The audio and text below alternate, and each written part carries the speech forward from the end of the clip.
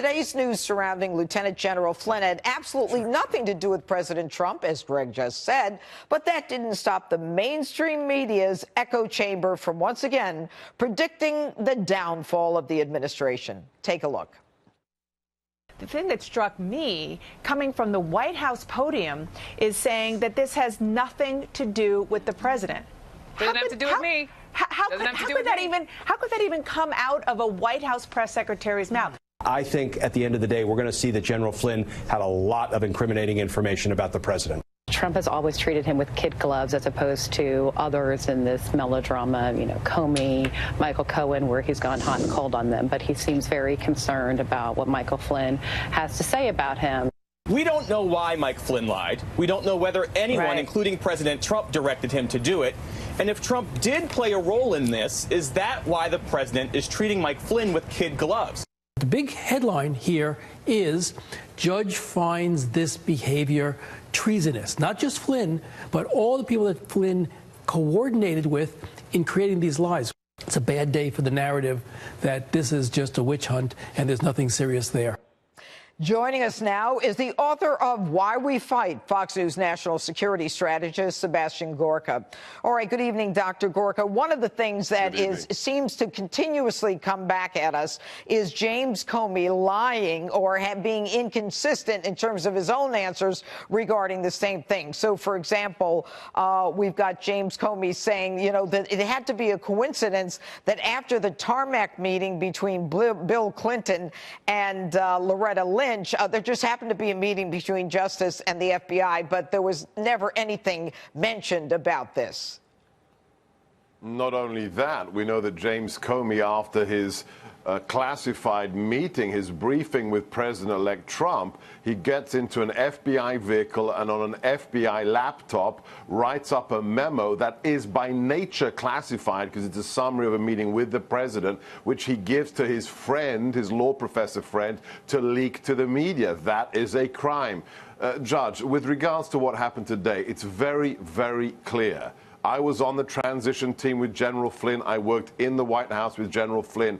The call to the ambassador, to the Russian ambassador, was utterly legal. That was Mike Flynn's job.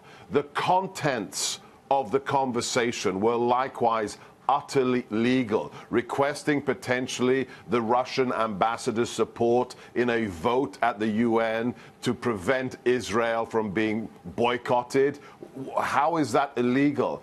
But the FBI had the full transcript of the discussion, so why did Jim Comey send those agents to the White House in flagrant denial of White House counsel procedure? It was a classic entrapment ploy. Well, not legal entrapment in the sense that we prosecutors understand it, but what it was a setup. A perjury trap. And it was without a doubt. Right. Okay, let's now bring into the conversation Republican Congressman Darrell Issa. All right, good evening, Congressman. The issue Judge. That we just heard a bunch of sound by the mainstream media and those on the left. They've got Flynn guilty of treason.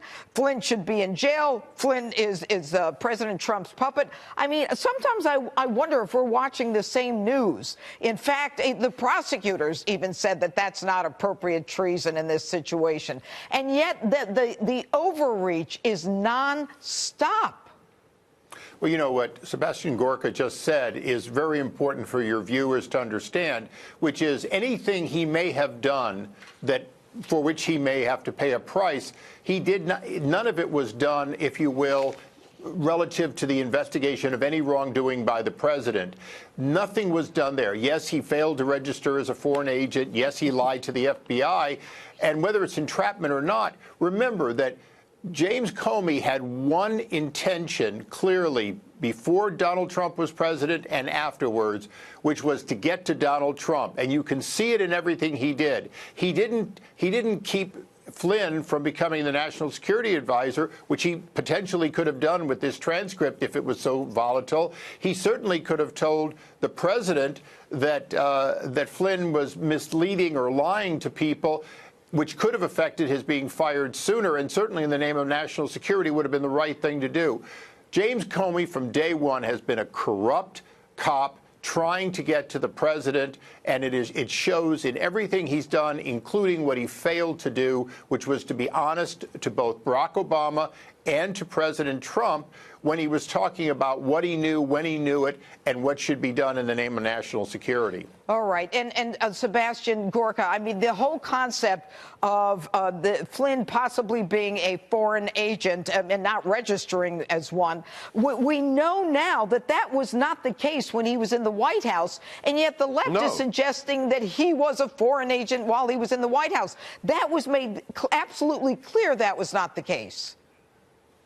Today's proceedings were a farce. First, the FARA Act. Nobody has gone to jail for writing an op-ed for a NATO ally, which is what General Flynn did. He wrote an op-ed piece supporting the Turkish government. We're not at war with Turkey, no matter how much we dislike Erdogan. Secondly, this totally spurious Logan Act charge against the National Security Advisor. If the Logan Act were about a serious crime, John Kerry should be doing 20 to life right now for his secret negotiations with Iran after he left office and when the Trump administration came into power.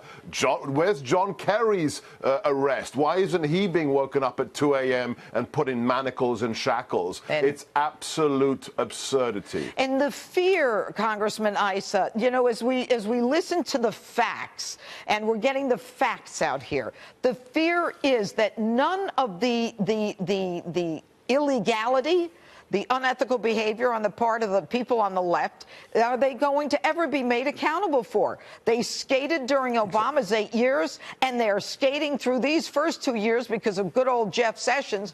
I haven't heard a word from this guy Huber, and, you know, hope springs eternal as it relates to this new guy. But what do you think is going to happen? Well, I think the insurance policy that Lisa Page and Peter Strzok talked about has been working for 2 years. For 2 years, the American people have been distracted from the real accomplishments of this president, and he has been forced to both do the work of the president and to deal with these endless assaults. Let's face it. 2 years ago, James Comey did not tell the president things he should have told him because he was trying to indict the president. Exactly. It is now 2 years later, and he still doesn't have a case, even with a special prosecutor of essentially his buddy Mueller. Yes, it is his buddy Mueller, indeed, Sebastian. His buddy Mueller is a guy that, you know, was his guardian angel during those famous John Ashcroft hospital moments that he remembers vividly, but can't remember 245 times anything that's happened in the last few months when he appears before Congress. Yeah, that's his example of leadership and being loyal to the truth. The fact is, Robert Mueller is in such a conflict of interest from day one of becoming special counsel. Why? Rod Rosenstein. We have to recall this. Rod Rosenstein made him special counsel to investigate the president the day after Rod Rosenstein escorted him to the White House to interview for the job of FBI director again. Robert Mueller crashed and burned in that interview. The president said, no, I need new blood. You're not going to be the new director. Less than 24 hours later, Rod Rosenstein makes him the special counsel to investigate the man in front of whom he failed to get his old job back. How can he be an impartial investigator? He can't. He should never have accepted that commission. Well, I hear Congressman Issa saying exactly. All right. Thank you so much.